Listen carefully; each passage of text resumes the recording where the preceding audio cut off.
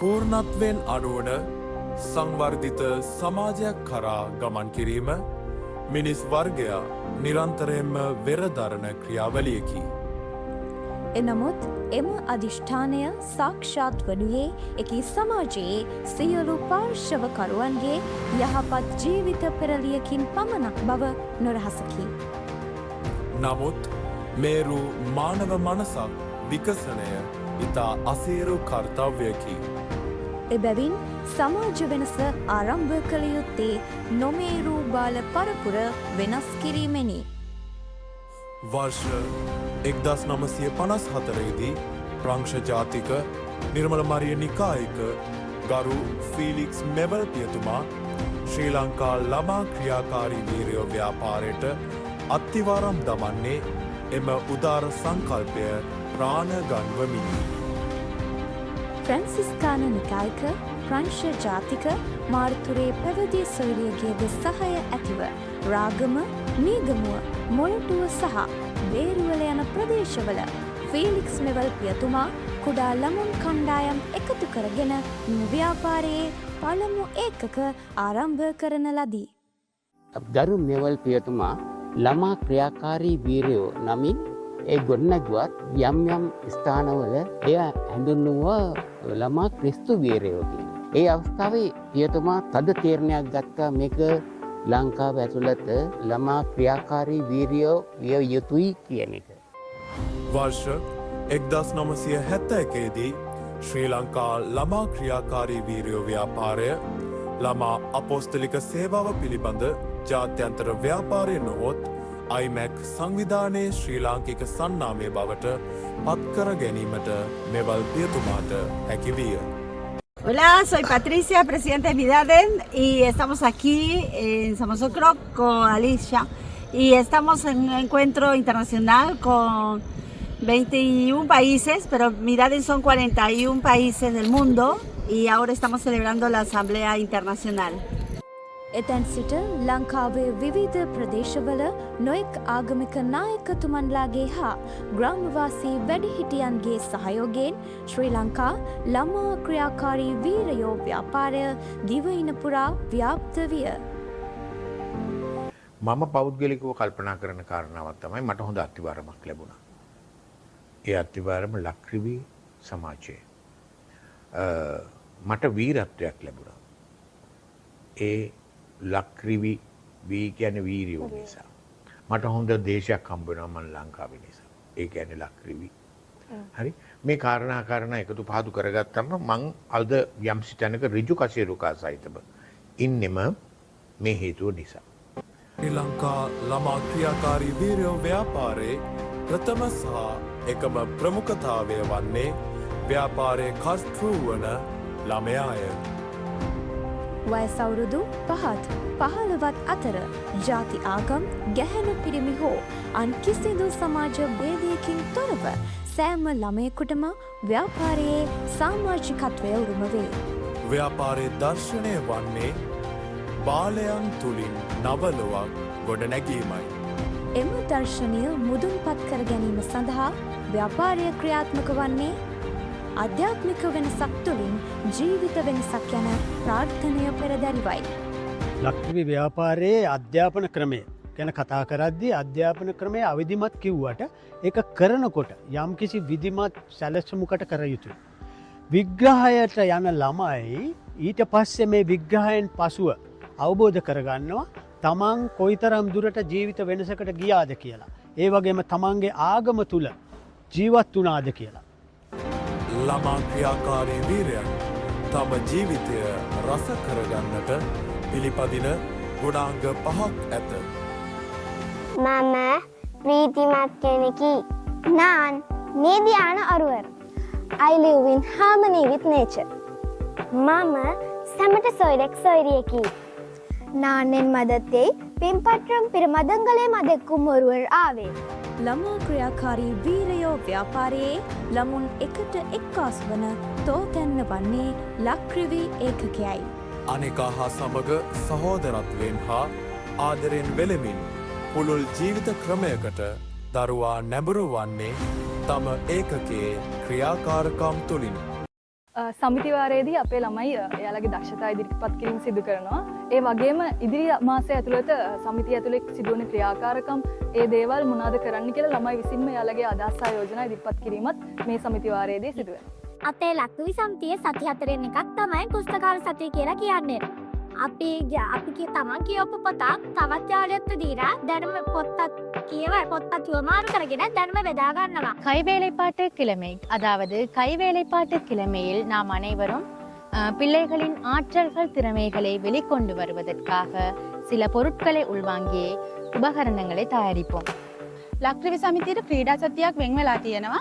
අපි එකෙන් අදහස් කරන්නේ එකම රාමුවකට කොටු වෙලා ඉන්න දරුවන්ව එකතු කරලා ඒගොල්ලන්ට ජය පරාජයෙන් සාමූහිකව කටයුතු කරන්න පුරුදු කරන එක අපේ ලොකුම පරමාර්ථය තමයි.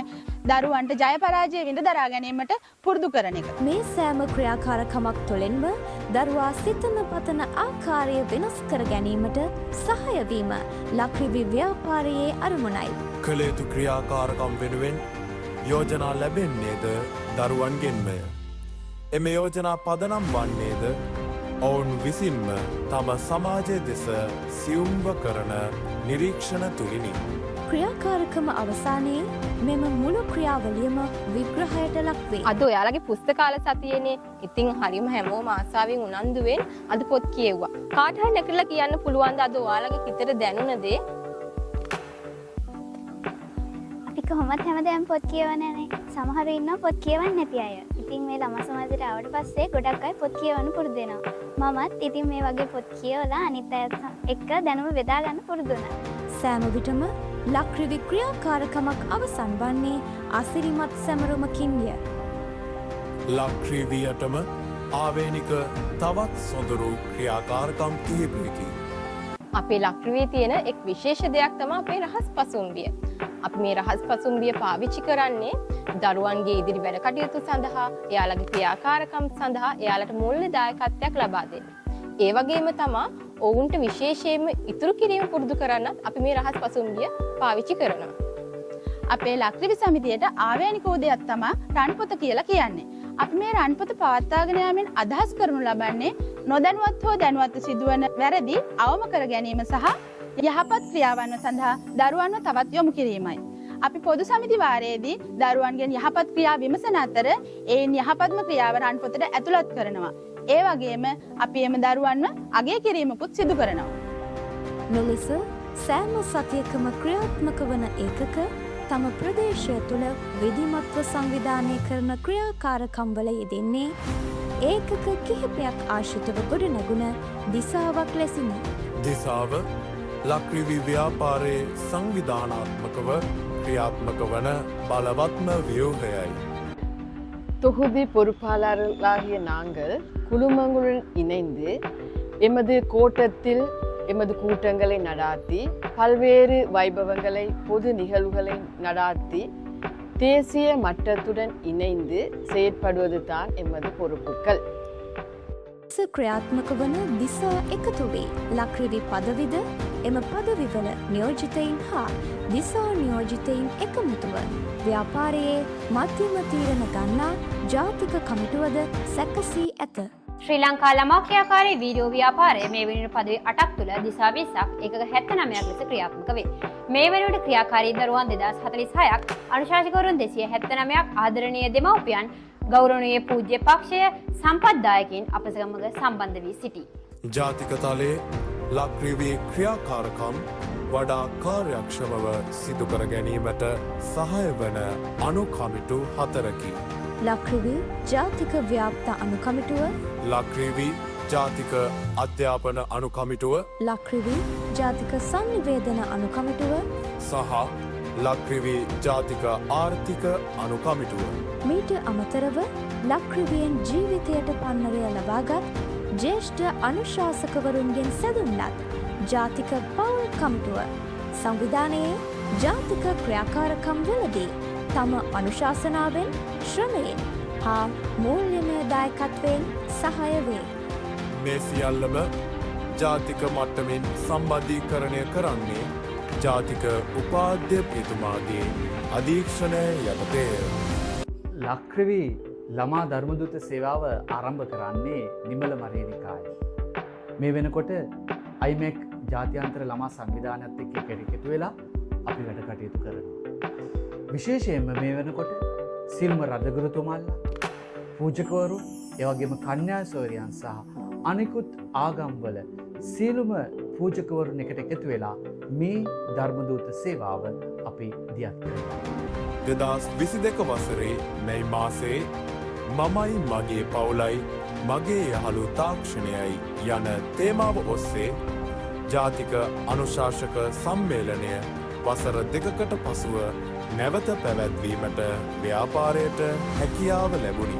2023-24 ක්‍රියාකාරී වර්ෂය සඳහා බාහිර තේමාවක් තෝරා නොගෙන ව්‍යාපාරයේ දර්ශනයම එනම් බාලයන් තුළින් නවලවා තම තේමාව කරගනිමින් 2023 වර්ෂයේ ජාතික අනුශාසක සම්මේලනය එක්සත් ජාතීන්ගේ සංවිධානයේ ළමා අරමුදලේ ශ්‍රී ලංකා සම්බන්ධිකාරකගේ ප්‍රධානත්වයෙන් සාර්ථකව පැවැත්වීමට ලැබීම ලක්රිවි ව්‍යාපාරය ලද මහත් ජයග්‍රහණයකින් ගැඹුරු හා යථාර්ථවාදී ස්වයං විවරණයකින් ව්‍යාපාරය යළි කියවා ගනිමින් 2024-25 ක්‍රියාකාරී වසර සඳහා ව්‍යාපාරයේ පැතුම එනම් අධ්‍යාත්මික වෙනසක් තුළින් ජීවිත වෙනසක් යන තේමාව ඔස්සේ කටයුතු කිරීමට ජාතික කමිටුව ඉදිරි පියවර තැබීය.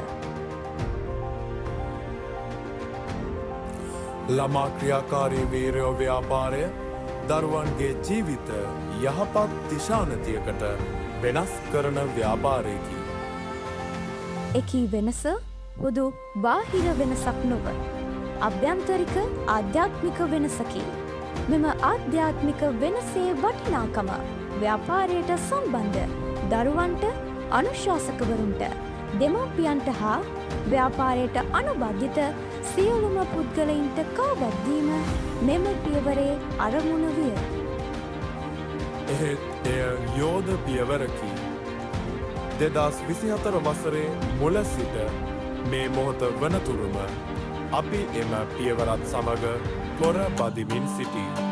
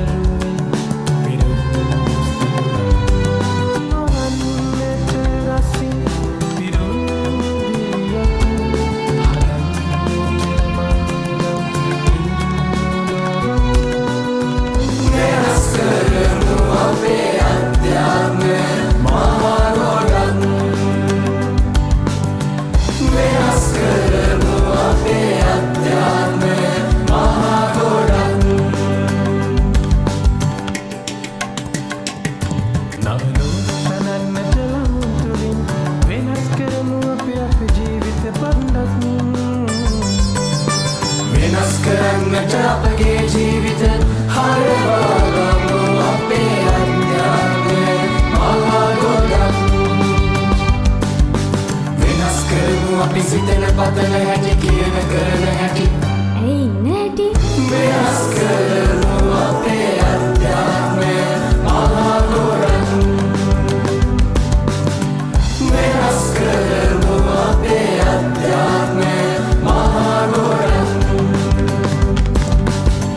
වෙනස් කරමු අපේ අධ්‍යාත්මය මහා ගොඩක්